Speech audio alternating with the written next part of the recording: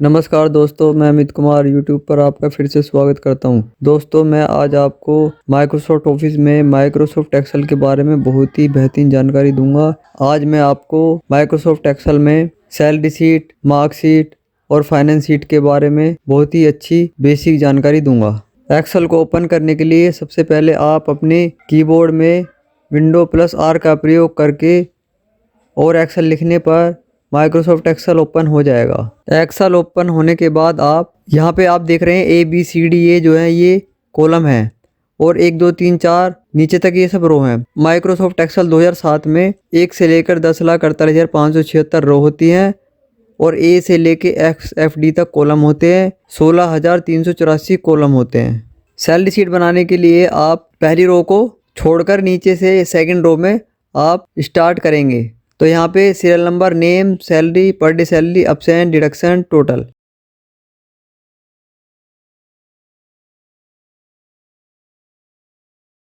ये सब टाइप करने के बाद फिर आप ऊपर वाली एक रो को A से लेके G तक सिलेक्ट करेंगे। फिर मर्ज एंड सेंटर पर क्लिक करेंगे। उसके बाद A से लेके G तक रो मर्ज हो जाएगी। इसके बाद आप सीरियल नंबर में 1 नंबर डालेंगे। नेम में आपका जो भी नाम है या जो भी आपकी सैलरी हो, 5,000, 10,000, 15,000, ये जो भी आपकी सैलरी हो। मैं फ़िलहाल यहाँ पर 15,000 लिख रहा हूँ। सैलरी चाहे 5,000 हो, 10,000 हो, 15,000 हो, कितनी भी हो, वो 30 से डिवाइड करनी है। 30 से डिवाइड करने के लिए आप जैसे यहाँ पे डी में बराबर बराबर जरूर लगाना है। बिना बराबर लगाए आपका सूत्र काम नहीं करेगा। तो मैंने यहाँ पे लिखा बराबर C3 यानी कि हमारी जो यहाँ पे बेसिक सैलरी लिखी है 15,000 जो लिखी है वो C कॉलम और 3 यानी कि तीसरी रो में लिखी है। तो मैंने आपको पहले बताया था कि ABCD कॉलम होते हैं, 1 2 3 4 ये रो होती हैं। तो यहाँ पर C3 डिवाइड 30 लिखने पर ऑटोमेटिक रिजल्ट आ जाएगा, जिस प्रकार यहाँ 500 आ गया है। यदि आप कोई भी वर्कर अपनी मर्ज़ी से अगर छुट्टी कर लेते हैं और उस छुट्टी का हमें डिडक्शन यानी कटौती किस प्रकार निकालते हैं, उसके लिए आप मान लो यहाँ पे एब्सेंट में किसी वर्कर ने 5 छुट्टी कर ली, तो 5 की हमें सैलरी जो पर डे है, पर डे सैलरी यानी कि एक दिन की जो दिहाड़ी होती है उसकी 5 से गुना करने पर जो भी रिजल्ट आएगा वह डिडक्शन में लिखना है। तो हमें यहाँ पे बराबर D3 गुना E3 करने पर रिजल्ट जो भी होगा, जैसे यहाँ पे 2500 आ जाएगा। आप जितनी भी सैलरी यहाँ पे लिखेंगे उसी हिसाब से सबका पर डे अलग आएगा और डिडक्शन अलग आएगा।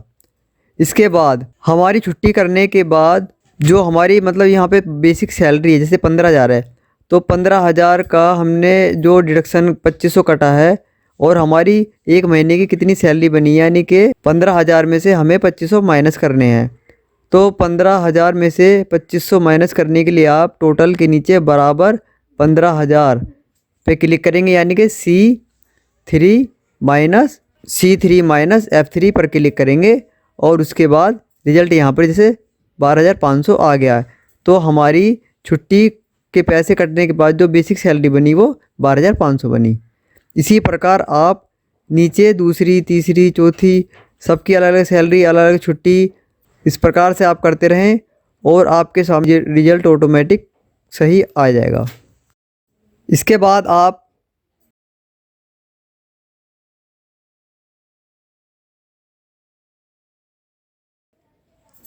सैलरी शीट से लेकर और यहाँ जितने भी मैंने 6 तक टाइप किए हैं उनको सबको सिलेक्ट करेंगे।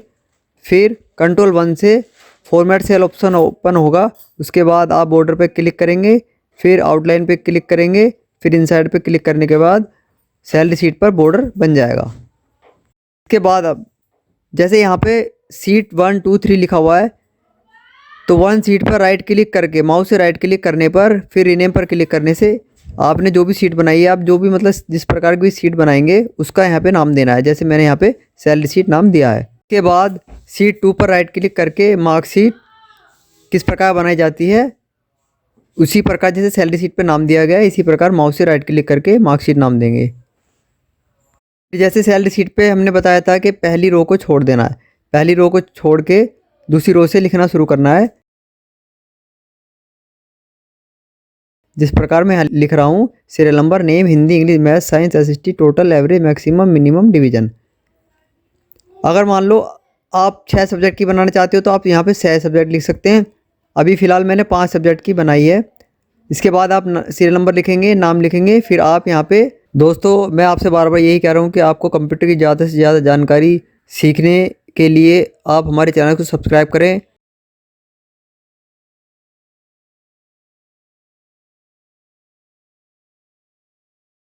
सब्जेक्ट के नीचे नंबर लिखेंगे।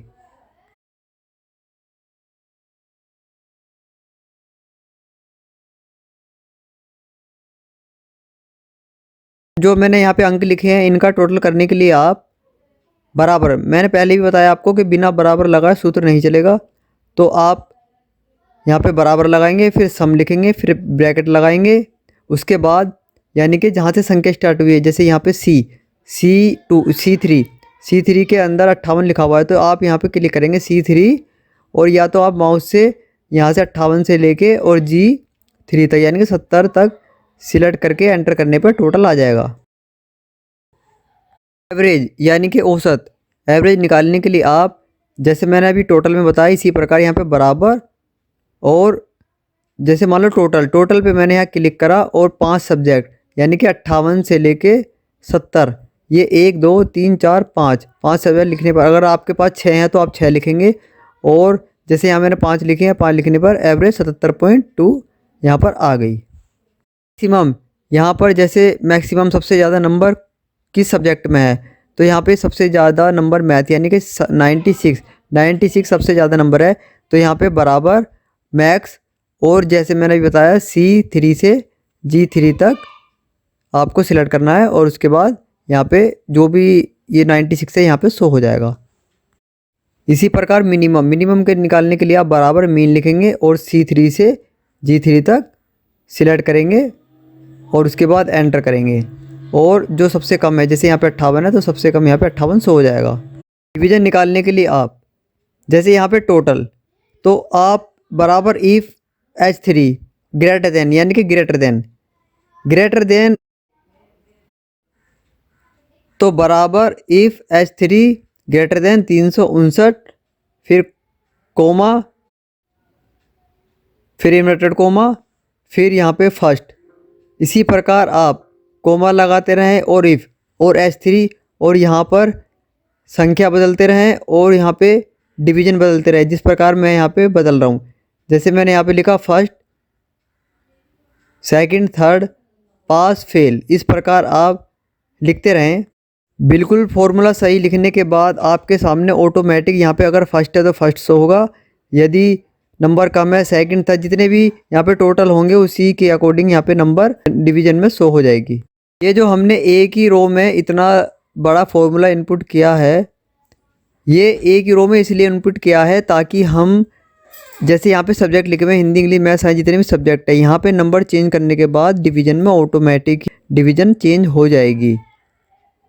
तो आपको एक ही रो के अंदर ये पूरा फॉर्मूला इनपुट करना है ताकि हम कभी भी नंबर चेंज करना चाहें तो यहाँ पे ऑटोमेटिक डिवीज़न चेंज हो जाए। इसी प्रकार आप यहाँ पे दूसरा सीरियल नंबर, दूसरा नाम, फिर अलग अलग संख्या, और जैसे मैंने आपको बताया कि यहाँ पे कॉलम ABCD कॉलम होती है, 1 2 3 रो होती हैं, तो आपको बराबर के बाद सबसे पहले कॉलम लिखना है, फिर रो लिखनी है, उसके बाद ही आप फॉर्मूला सही इनपुट कर पाएंगे।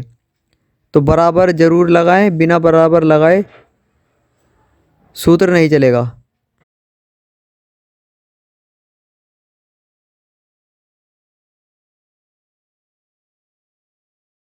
यदि आप जब मार्कशीट बनाना चाहें, मैंने आपको बताया है कि जैसे मैंने यहाँ पे ऊपर का छोड़ के नीचे लिखा है, तो आप जब सब कुछ टाइप हो जाएगा तो आप यहाँ पे A से लेके और L यानी कि डिवीज़न यहाँ पे है, तो यहाँ से A से लेके L तक माउस से सिलेक्ट करने के बाद आप जो है यहाँ पे मर्ज एंड सेंटर पे क्लिक करेंगे, फिर A से लेके L तक मर्ज हो जाएगी। उसके बाद आप यहाँ पे बोल्ड भी कर सकते हैं। बोल्ड करने के लिए कंट्रोल भी करने के बाद आप मार्कशीट बनाने के बाद आप इसको सिलेक्ट करके कलर भी दे सकते हैं।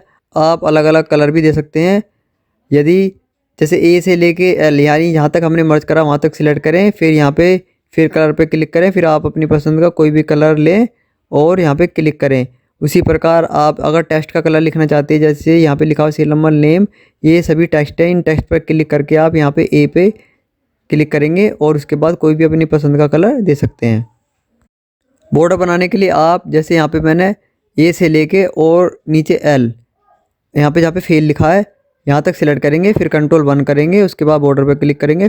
दोस्तों हमारी वीडियो को लाइक शेयर ज़रूर करें ताकि आपके साथ साथ और भी कंप्यूटर की जानकारियों को बहुत ही अच्छी तरीके से सीख पाएँ और बॉर्डर आ जाएगा।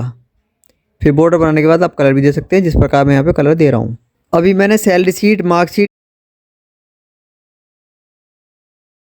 तीसरी सीट यानी कि फाइनेंस सीट के बारे में बताऊँगा। जैसे मैंने यहाँ पे बताया कि सैलरी शीट और मार्कशीट रीनेम नाम दिया है, आप भी तीसरी सीट पर भी राइट क्लिक करके रीनेम पर क्लिक करके कोई भी जो भी आप सीट बना रहे हो उसका नाम दे दें। जैसे मैंने आपको बताया है कि मैं बार बार बता रहा हूँ कि पहली लाइन को छोड़ के यानी कि ऊपर एक रो को छोड़ के नीचे से लिखना शुरू करें, जिस प्रकार मैं लिख रहा हूँ। जैसे मैंने यहाँ पे लिखा serial number, name, date, amount, interest, penalty, total. और हमारी सारी वीडियो को देखने के लिए आप हमारे सब्सक्राइब यानी कि जहाँ पर ये मेरे फ़ोटो पे क्लिक करें, फिर उसके बाद आप वीडियो पे क्लिक करें, हमारी सारी वीडियोस यहाँ पे शो हो जाएगी और आप कोई भी वीडियो पे क्लिक करके आप वीडियो देख सकते हैं।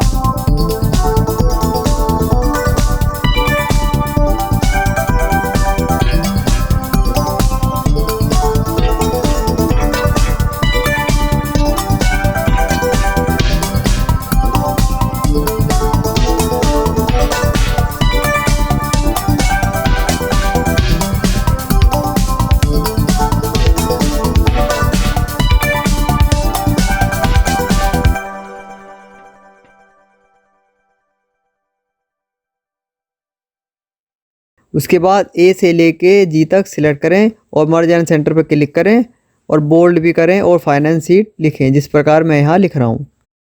जैसे मान लीजिए कोई व्यक्ति ब्याज पे पैसा ले रहा है और उस व्यक्ति ने 6 महीने के लिए पैसे लिए हैं, तो यहाँ पर 1 से लेकर 7 यानी कि 7 तक सिलेक्ट करेंगे और पहले मंथ को छोड़ के जैसे यहाँ पे 2, 3, 4, 5, 6, 7 तो यहाँ 2 से लेकर 7 तक 6 महीने होंगे।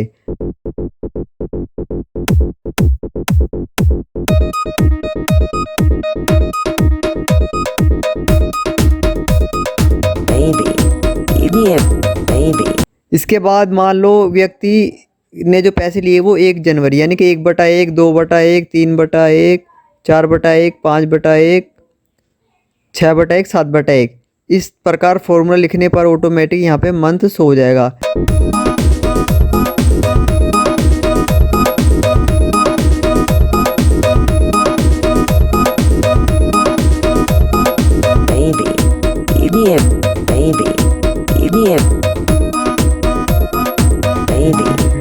अमाउंट में मान लो 5,000 रुपये लिए, तो यहाँ पे 5,000 को क्लिक करके और नीचे से डबल क्लिक करने पर ऑटोमेटिक सारे में 5,000 हो जाएंगे। इसी प्रकार यहाँ 5% इंटरेस्ट। अब हमें यहाँ पे ये सब कुछ टाइप करने के बाद यहाँ जैसे पेनल्टी में 0 लिखना है और टोटल के लिए आप बराबर, मैं बार बार आपसे यही कह रहा हूँ कि बराबर को ज़रूर लगाएं, बिना बराबर लगाए फॉर्मूला इनपुट नहीं होगा। बराबर लगाने के बाद 5,000 पे क्लिक करें, फिर गुना यानी कि स्टार बटन का प्रयोग करें और मल्टीपल गुना 5,000 की गुना 5% से करने पर 250 रुपये यहाँ पे आएगा। तो यहाँ पे D3 गुना E3 प्लस F3, यानी कि हम पेनल्टी को भी प्लस करेंगे। पेनल्टी वो अगर कोई पैसे टाइम पे नहीं दे पाता और लेट कर देता है तो उस पर पेनल्टी चार्ज हो जाती है। इसी प्रकार आप 1 से लेके और यहाँ पे 7 तक फॉर्मूला लगाएंगे। फिर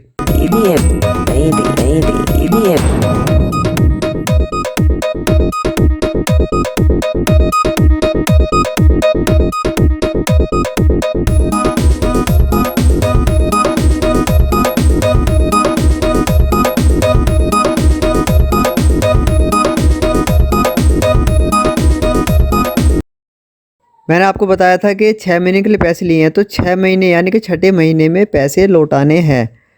तो यहाँ पर जैसे हमने ऊपर फॉर्मूला दिया है तो नीचे लास्ट में हम फॉर्मूला लगाने के बाद प्लस 5,000 पे क्लिक करेंगे, यानी कि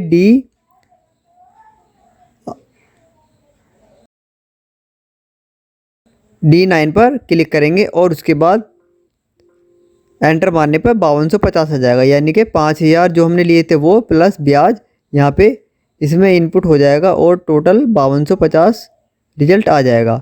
इस प्रकार हमने जो है यह फाइनेंस शीट का 6 महीने का टारगेट पूरा कर लिया। अब हमें यह देखना है कि हमने इन 6 महीनों में कितने पैसे फालतू दे दिए, यानी कि 5,000 हमने लिए थे 6 महीने के लिए और उसमें हमने कितने रुपए फालतू दे दिए। जैसे मान लो हमें यहाँ नीचे आकर 5250 के बाद हमें टोटल लगाना बराबर सम, ऊपर से लेके नीचे तक हमने इनको टोटल करे। टोटल करने के बाद हमारे पास रिजल्ट जो है यहाँ पे नीचे 6800 आया। 6800 क्यों आया? 6800 इस यानी कि हमने यहाँ पे पेनल्टी भी जोड़ दी थी, यानी कि जो 300 रुपये लगाए थे उसका यहाँ पे पेनल्टी जुड़ के 6800 आया। अब हमें नीचे यानी कि यहाँ पे 6800 के नीचे क्लिक करके बराबर क्लिक करके और ऊपर 6800 पे क्लिक करके माइनस 5,000 करने पर हमने जो है रिजल्ट हमारा 1500 आया। 1500 यानी कि 1500 किस प्रकार आया? 250 की गुना 6 से करने पर 1500, यानी कि जो 250 रुपये ब्याज था वो 6 महीने में 1500 रुपये आया और प्लस 300 रुपये पेनल्टी के साथ 1800 हुए। यदि आप हर महीने टाइम पर इंस्टॉलमेंट या ब्याज देते हैं तो आप 1500 आएगा।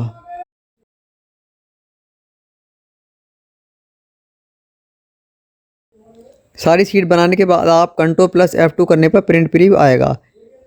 प्रिंट प्रीव्यू इसलिए करते हैं ताकि हमारा लिखा हुआ मैटर बाहर न जाए। जिस प्रकार यहाँ पे बाहर आ गया उसके लिए आप सबसे पहले जैसे यहाँ पे इधर साइड में आ रहे हैं या आधा दिखाई नहीं दे रहा तो कंट्रोल F2 करके पेज सेटअप पे क्लिक करके मार्जिन पे क्लिक करके और हॉरिजॉन्टली पर क्लिक करने के बाद आपके सामने यह बीच में शो होगा।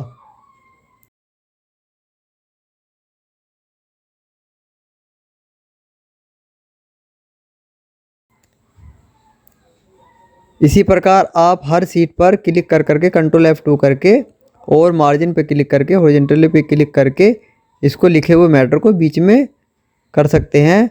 और यदि मार्जिन को हॉरिजॉन्टली बीच में करने के बाद भी आपका पूरा मैटर नहीं आ रहा तो फिट टू पर क्लिक करके ओके करने पर आपका बिल्कुल पेज पर फिट आएगा।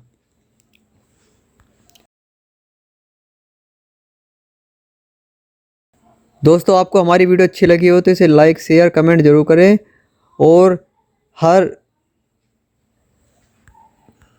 और हमारे चैनल को सब्सक्राइब जरूर करें ताकि हमारी हर वीडियो आपके पास जल्द से जल्द आए और आपको कंप्यूटर की बहुत ही बेहतरीन जानकारी प्राप्त हो।